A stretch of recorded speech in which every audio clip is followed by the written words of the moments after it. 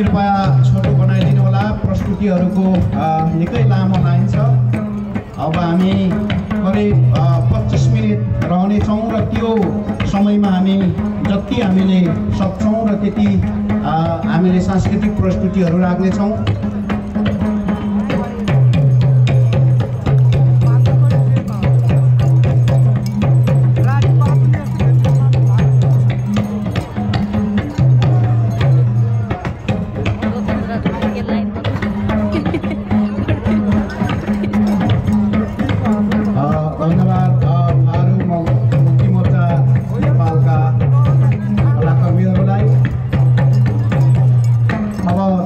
सामु तनहुको